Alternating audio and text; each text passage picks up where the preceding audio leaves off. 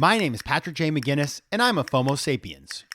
And since you're here, I'm going to bet that you are too.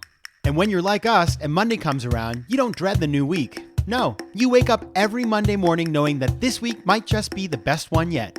This is FOMOnday, the snackable show that starts your week right with hot takes, life hacks, listener mail, and even some FOMO therapy.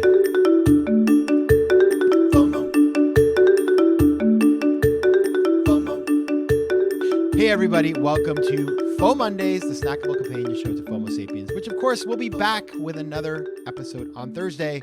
But until then, happy FOMOnday, best day of the week. I'm your host, Patrick J. McGinnis, venture capitalist by day, author and podcaster by night, and of course, FOMO Sapiens 24/7. Today, we're talking about a topic that is, I think, a really important one. I think you will agree with me. It's about how to thrive with a chronic illness because it's one of these things that I think a lot of times, especially when you're young, you don't think about, but chances are you are going to have a chronic illness at some point in your life, or somebody that you love is, or somebody you work with, or a friend. And so thinking about this as an opportunity to examine how we can thrive in the face of a challenge, for me, it's part of the life manual, the guide of life, the manual of instructions. You got to figure that out.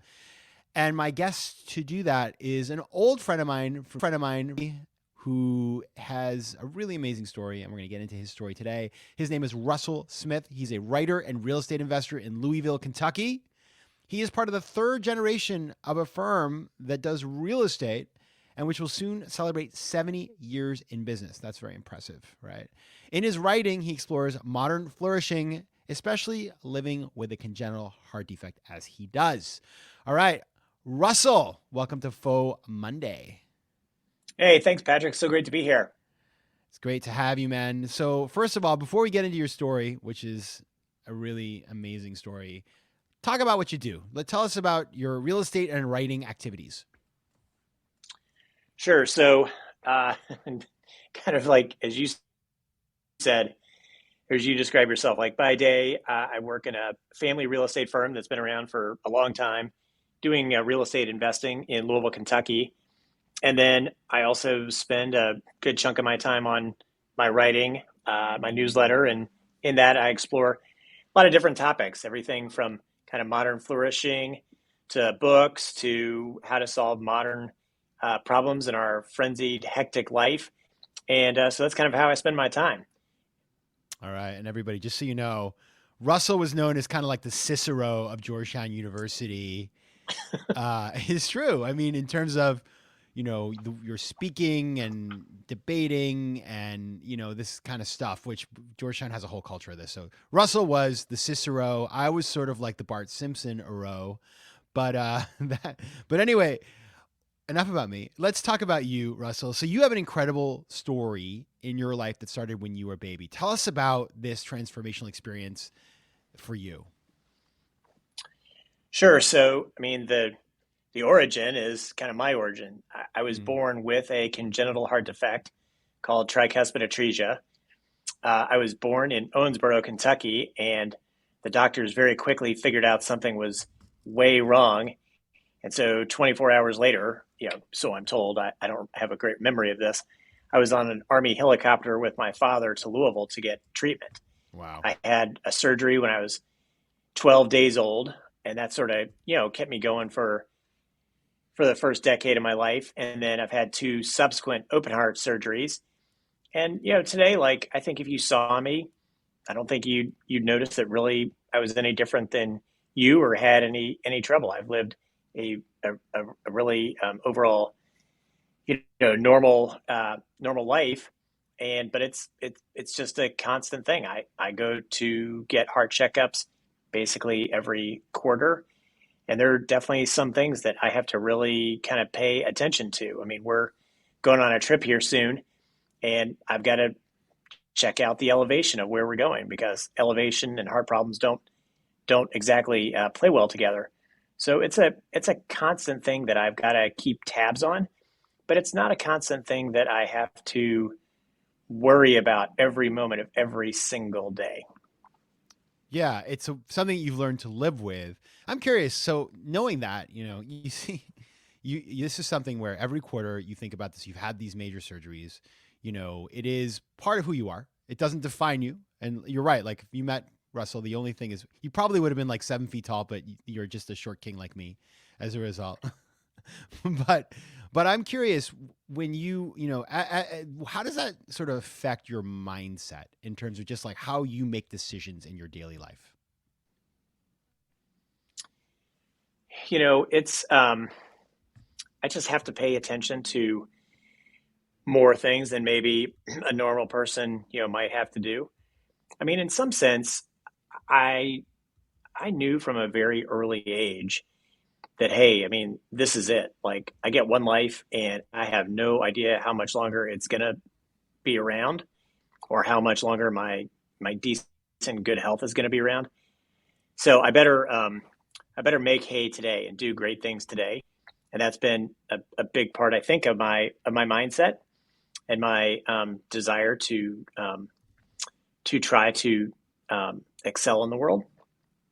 Um, on a kind of day to day basis, now like I have a ton of motivation that comes from my kids. I've got an 8-year old and a 10-year old, and I mean, I want to be around for them.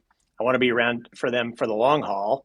And look, I get it. I can't totally dictate that. I can't totally determine that, but I can tilt the odds in my favor by doing the right things with my body, eating right, not drinking to excess, exercising, staying active, having a good attitude about things, and working on things like stress and not worrying too much.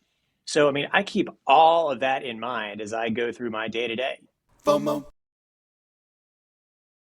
FOMO. I mean, I went to college with you. It wasn't like we were always eating healthy and not drinking and things like that. So some of that is obviously just life lessons and having priorities and being like, okay, I've got, 2 daughters here.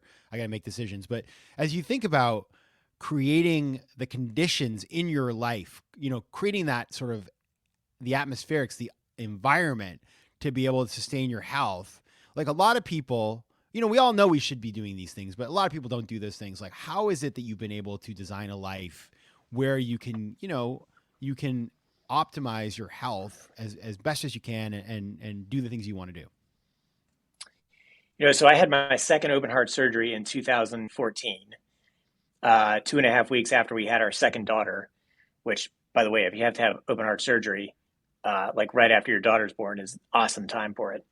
Oh my Um, God. but Do you get a discount at the hospital for volume? Is that what happens? no, that year I think our insurance paid out like more than $1 million on me and my wife. I'm pretty sure my insurance was pretty happy to see Oh that my that year go goodness. by for us. Yeah. Um, so, but 2 years later in 2016, for reasons we don't totally know, I had kind of this health scare where I lost a ton of weight. My stomach became really bloated. I became really innervated where I just couldn't get out of bed for days on end. And and I never knew. I still don't know what caused it, but I just got the sense that some of my eating habits had at least led to the conditions for that to worsen. And so I spent the rest of 2016 and since then really focused on trying to create the conditions of better health for myself. So for me, that has led to me to put aside time to focus on my health, especially my exercising and my staying physically active. So look, on Mondays, I strength train from 3 to 4. On Wednesdays, I do yoga from 3 to 4.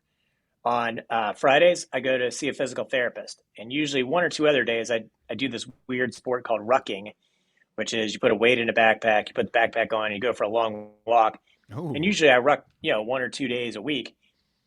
And it's just been really critical for my health to set aside, non-trivial blocks of time where, I'm not working, I'm not on the phone, I'm not even with my kids, I'm not with my dogs. Like I am focused on my health. That's been a really, really important part of the sort of last several years of trying to stay healthy and do the things I can do um, to just thrive and extend my longevity as much as I can. yeah. It's what you're saying is so it's one thing that happens a lot. So you work for yourself, and it can be harder when you're working in a structured corporate environment. Although these days that's all changing. So like I would posit that if you go to your boss and you say, "Listen, this is life or death. I need to carve out 3 days a week where I take an hour at lunch and I go to do the yoga or whatever that is for you." That could really work. But especially when you work for yourself. I have friends, and I've been in this place too, where it's like I have a day without much going on, right? And instead of saying I'm going to use that time for wellness or scheduling that in, I just think like I should just be doing busy work. I got to be, time is money. I got to be doing more. The reality is, like when you work for yourself, you have the luxury of baking in time to make sure that you're taking kids. Like, by the way, being an entrepreneur, it's like 24-hour thing. So you're working on the weekend and everything, and you forget that like it's okay Thursday at 2:30 to do the rucking, which I like it sounds delightful. So it is everybody, like, especially you who work for yourselves, like this is such a good thing to get into your life. And it's not too early to start, because when you create those healthy habits, they compound. Yeah, I mean, so I um, look, I never met my grandfather, my father's father. He died of a massive heart attack at age 52. My kids never met my father. He passed away of cancer at age 63. Patrick, you and I have peers from Georgetown who people we know who have had strokes and heart attacks. You know, who Mm-hmm. not that much older than us. Mm-hmm. And when you put it in that context, look, I get it. Work is important. Achievement is important. Being immersed in the world of the work is important. But as I told my wife when I said I was going to carve this time out, look, I can't do any work if I'm dead. I can't write any articles. I can't invest in any real estate if I'm dead. And so it's really important for me to take that step back, to take that time away, to acknowledge, look, I'll get back at the work at 4 o'clock. It's fine. It'll still be there, but to carve out those hours every week to focus on myself and my health and my well being. Absolutely. FOMO. FOMO. Yeah, and by the way, one great way to figure out how to do this is every Sunday morning, I get that little thing from Apple saying like your digital use. And when I look at that, and guys, and everybody knows I'm pretty careful about this stuff, so I try to be mindful. But you look at it and you're like, wow, how is it possible that I spent this amount of time on text messaging or on Instagram or whatever that thing is for you, podcasts. Like I listen to a million podcasts, which by the way, you can just do that while you're rucking. But taking a little bit of a census of how you're spending your time, you're soon going to find like, oh, you know what I don't need to do? I don't need to watch The Real Housewives, because I can tell you it's pretty I can tell you what's going to happen. They're going to fight. So just use that time to do other things. Now, Russell, you ever since you were sentient, this has been part of your life, right? So you sort of, for good or for bad, this is just part of how you've grown up and become an adult and operate and all this sort of stuff. For folks who may be listening to this, who recently have come into a diagnosis, and they're trying to figure out like how to think about all this, and I know there's some of you out there, and you're like probably like kind of freaked out. Like, what would be your advice to somebody who say they just found out that they've got a long-term illness that they need to manage? I think I'd say a couple things, Patrick. One, I would say uh, my parents did a lot of things really well raising me as somebody with a congenital heart defect. And one thing they did really well was to make sure I did not feel self pity, and I did not wallow in the fact that I was different, that I was smaller, that I was weak, that I had this heart condition. They wanted me to realize that, okay, so you have that. So what? Like you still have uh, a body that mostly works, have a good mind, you have a loving family, you have all these other things. Like see what is great in your life and see what is good in your life, and don't wallow in self pity. That them turning my mindset to that has been really important for me. And of course, like not that I never feel self-pity, not that I never get down. I do.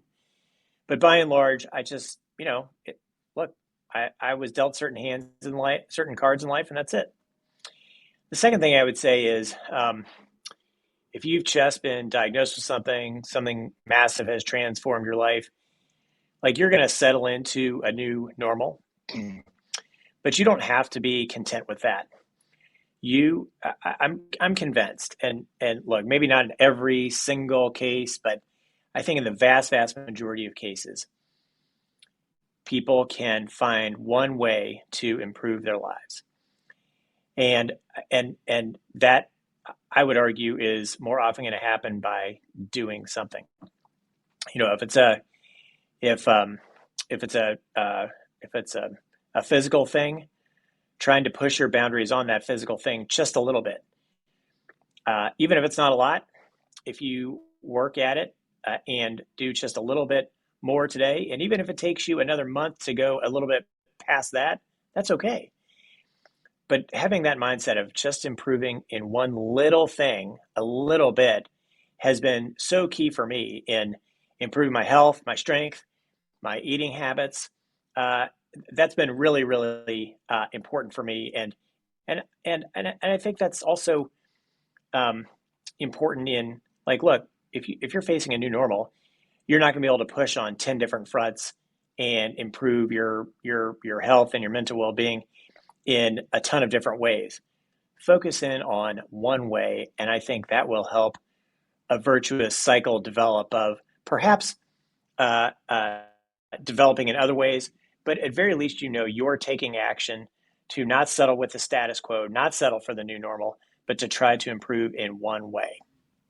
Yeah, I like that focus on one thing. It's like, you don't need to run the marathon. You just need to start. When somebody has like a debilitating accident, like I think about Jeremy Renner, right?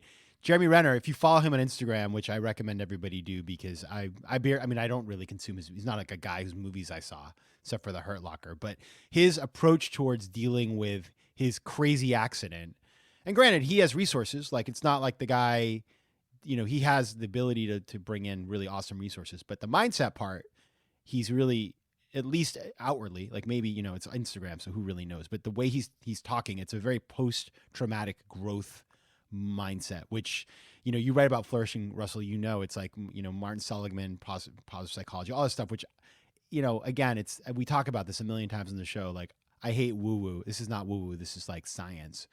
Check it out. Now, I do want to offer you, Russell, because you're writing and you're a damn good writer. Tell us where we can follow you and your stuff, where people, if they want to learn more about your work, where do they go? Sure. You can check out my website. It's sa.life. I've got a little newsletter. You were talking about the Roman Cicero, Patrick. So my newsletter is called Solvitur Ambulando, which means when in doubt, walk, or solve it by walking. And so the website is sa.life. Oh, okay. Of course, I knew it. See, guys, I told you Cicero. I didn't even make that connection because I'm not a scholar of antiquities, but it's so on brand, man. It's amazing. All right, everybody. So go check that out, salife.com. Russell Smith, thanks so much for being here. Hey, Patrick, it was great. Thank you so much for having me. I appreciate it. Okay, hold on, let me just do it again. We'll do the ending again.